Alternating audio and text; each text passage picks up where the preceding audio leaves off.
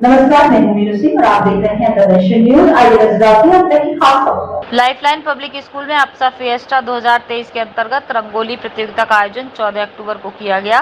इस अवसर पर विद्यालय में doctor Giridhar Sharma, doctor GS Rana, Sanjay Agrawal, APSA पदाधिकारी, विद्यालय निदेशक डॉक्टर मानवेंद्र शर्मा, प्रधानाचार्य महावीर सिंह चौहान के द्वारा दीप प्रज्वलित कर कार्यक्रम का शुभारंभ किया। विद्यालय की छात्राओं द्वारा स्वागत गान व समूह नृत्य की प्रस्तुति दी गई। शहर भर के सीबीएसई बोर्ड के लगभग 28 विद्यालयों के 224 से अधिक विद्यार्थियों ने भाग लिया। साथ ही विद्यालयों में अध्यापक तथा प्रधानाचार्यों ने प्रतिभागियों का उत्साहवर्धन किया। 2 वर्गों में आयोजित होने वाली प्रतियोगिता के जूनियर वर्ग 6 to 8 में नेचुरल रंगोली शीर्षक पर, एक सीनियर वर्ग 9 to 12 में चंद्रयान 3 शीर्षक पर आधारित प्रतिभागियों ने रंगोली बनाकर उन्हें आकर्षक रंगों से सजाया। विद्यार्थियों ने रंगोली में प्रति समर्पण भाव ने प्रतियोगिता में जीवंतता प्रदान की। रंगोली प्रतियोगिता के निर्णायक मंडल में डॉक्टर नीलम कांत, वीडी जैन कन्या महाविद्यालय, डॉक्टर आभा बरेली यूनिवर्सिटी, कुसुम जैन भूतपूर्व शिक्षिका होली पब्लिक स्कूल ने विजयी प्रतिभागियों का चयन किया। लाइफलाइन स्कूल के निदेशक डॉक्टर मानवेंद्र शर्मा, प्रधानाचार्य महावीर सिंह चौहान ने निर्णायक मंडल तथा अप्सा में पदाधिकारियों का स्वागत करते हुए उन्हें सम्मानित किया। अप्सा होस्ट कोऑर्डिनेटर पारुल सक्सेना ने कार्यक्रम का सफल संचालन किया। विद्यालय रंगोली प्रभारी सुषमा मिश्रा, दीपिका अग्रवाल ने सराहनीय योगदान दिया।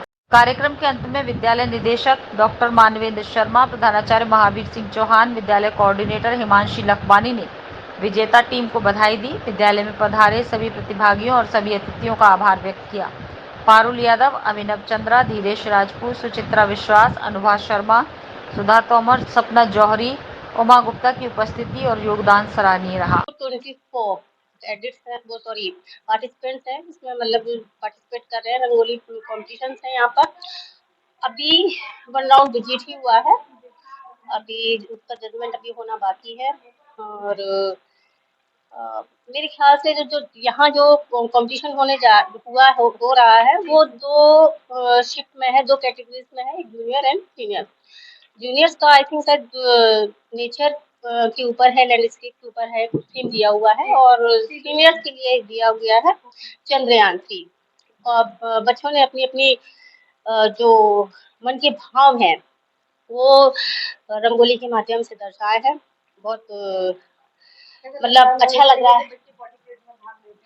नहीं, देखिए ये एक इनोवेटिव प्रोग्राम्स होते हैं, बच्चों की क्रिएटिविटी बाहर आती है निकल के। तो इस तरह की मतलब ये कॉम्पिटिशन होते रहने चाहिए, क्योंकि थ्योरिकल तो हम लोग सिखाते ही हैं बच्चों को, लेकिन जो विजुअलिटीज के माध्यम से बच्चा जो अपने मनोवृत्ति को प्रेजेंट करता है, उसकी बात कुछ और निकल के आती है। और बच्चों को मतलब क्या है कि कुछ कुछ अपने भावों को चित्रों के माध्यम से बताता ही है और कुछ सीखता भी है। तो आई थिंक मेरे हिसाब से तो विजुअली प्रोग्राम होते ही। आज अप्सा फिएस्टा 2023 का दूसरा दिन है और आज लाइफलाइन पब्लिक स्कूल में 2 वर्गों में कोलाज कॉम्पिटिशन्स संपन्न हो रहा है। अप्सा डिग्निटरीज मौजूद हैं और जो ज्यूरी मेंबर्स हैं वो भी यहाँ मौजूद हैं। और कोलाज के माध्यम से बच्चे अपनी एक शक्ति जो संजोते हैं, क्या मस्तिष्क में उनके है, क्या उनको उकेरना है, क्या संदेश दे रहे हैं और क्या क्या बातें हैं जिनका वो ध्यान रखते हैं और जजेस की जो जजमेंट की जो सीमाएं उन पे खरा उतरते हैं। तो मेरी सोच है कि अप्सा फिएस्टा 2023 के अंतर्गत ये सीबीएसई स्कूल्स का एक रंगोली इंटर स्कूल कंपटीशन है, जिसमें लगभग 28 स्कूल्स के और 224 स्टूडेंट्स पार्टिसिपेट कर रहे हैं।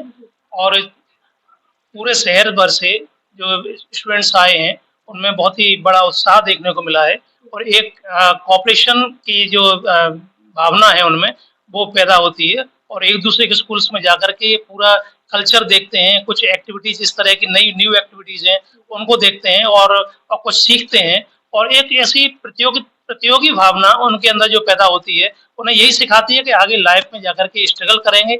ये जो प्रतियोगिताएं एक तरह से उनके लिए सफल जीवन का आधार और स्ट्रगल करने के लिए उन्हें प्रोत्साहित करती है। सर, बच्चे हमेशा हर प्रतियोगिता में भाग लेते हैं, उसके बाद उनका जो रिजल्ट आता है उस तरीके से किस तरीका मैसेज आता है बच्चे को? कुल बात यह है कि पार्टिसिपेट करना, पार्टिसिपेट करना हर प्रतियोगिता में ज्यादा महत्वपूर्ण है अपेक्षाकृत कि रिजल्ट क्या आता है। रिजल्ट कोई मायने नहीं रखता, परिणाम तो पास या फेल दो ही होते हैं, लेकिन सबसे महत्वपूर्ण बात है कि उसमें बच्चा प्रतिभागिता करता है और उसमें जो एक उत्साह होता है और हर एक उत्साह के साथ जो उसमें लगन होती है और एक परिणाम जब उसके सामने आता है, यस या नो, पास या फेल, तो बहुत कुछ उसमें से सीख करके जाता है। रंगोलियां कितने प्रकार की इस टाइम बनाई बच्चों ने हमारे यहाँ जो रंगोली प्रतियोगिता है उसमें जूनियर वर्ग और सीनियर वर्ग दो कैटेगरी है, जिसमें नेचुरल रंगोली जूनियर वर्ग की है और उसमें चंद्रयान 3 को सीनियर वर्ग की रंगोली का टॉपिक दिया गया है। उसी पर के आधार पर अपनी अपनी प्रतिभागिता कर रहे हैं और अपनी अपनी जो भी इंटरेस्ट के अकॉर्डिंग बच्चे अपनी इंटेलिजेंसी का वहाँ पेश कर रहे हैं। इस तरह से काफी उत्साह देखने को मिल रहा है। बच्चों ने रंग के माध्यम से उन्हें जीवंतता प्रदान की। सर बच्चे अगर फर्स्ट सेकंड या थर्ड आते तो टाइल के रूप में अपने उपहार के रूप में क्या करते? बच्चे जो फर्स्ट सेकंड थर्ड जो आएंगे उन्हें अप्सा फिएस्टा के द्वारा एक समापन कार्यक्रम 20 अक्टूबर को रखा गया है CF एंड्रूज कर्मयोगी में। वहां पर जाकर के बच्चे वहीं सर्टिफिकेट और जो भी गिफ्ट्स हैं। और ये अप्सा का जो सिलसिला 2009 से शुरू हुआ वो बिल्कुल उस तरह से आगे बढ़ रहा है कि यहाँ हर स्कूल जो है अपनी इस तरह से प्रस्तुति दे रहा है, जिससे ये लगता है कि मैं कहीं न कहीं जाके कोई न कोई प्राइज जरूर पाऊँ और अपने स्कूल का नाम रोशन करूँ। अलग अलग तरीके के खेल प्रतियोगिताएं होती है, क्या बच्चों को क्यों इतना जरूरी होता है कि पार्टिसिपेट में भाग लेना किसी भी प्रतियोगिता में भाग लेना? नहीं, बच्चा जब तक कंपटीशन में सामने नहीं आएगा, एक प्लेटफॉर्म पर नहीं आएगा, तब तक उसको ये एहसास ही नहीं होगा या उसे पता नहीं चलेगा कि वो कहाँ स्टैंड करता है। तो ये प्लेटफॉर्म तो जरूरी है और प्लेटफॉर्म अप्सा प्रोवाइड कराती है।